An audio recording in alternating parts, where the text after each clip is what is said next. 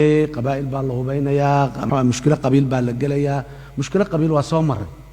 laakiin tanoo kale ma ahayn mana u dhaweyn waa dib badnayd ma qurux badnayn wax loo xiiso oo maxaan ku raadayay la aadam ma aha laakiin sidan iyo si u dhow midna ma ahayn wax la isbarbar dhigi kara ma ahayn marka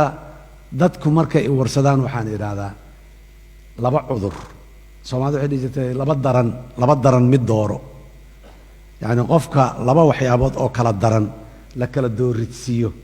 أيا لقياسي عقل جيسي أوديسي كرتيسي لكن لبا وحو في عن كلا دورة ديلو بيراد ومعنا مدنمين مجري متك في عن بعض قادسة dadka Soomaaliyeed markii doodahan la keenay qabiil baa dib loo soo nooleynaya waa run dadku xanuunka qabiilka wali waa dabeeya laakiin de kana kasi xanuun waxaan dhahaa marka war xanuunka qabiilku waa malaria cudurka malaria la yiraahdo kale malaria daawadeeda naqaana oo dadku ayagoo dhaqaatiir ah taa quinina la qaataa Soomaa malaria dadku ku dhacdo dan dabargoyna la qaataa subaxdana qofka yaambadiisa inta garabka saarto beer falidiisa aada waa cudurka qabiilka diba dadku ku dhaco waa laga biskooda laakiin cudurka shabaab waa kansar madaxa gal maskaxda galay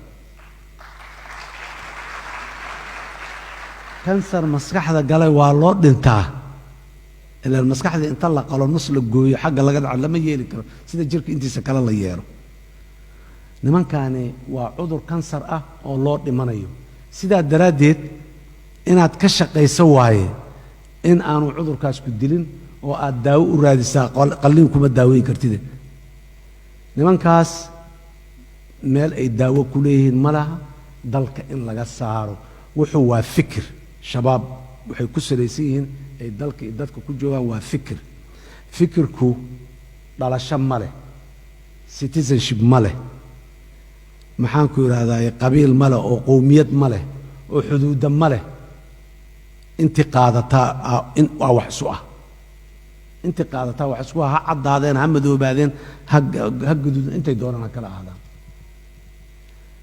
nimankaasi marka daawo ma leh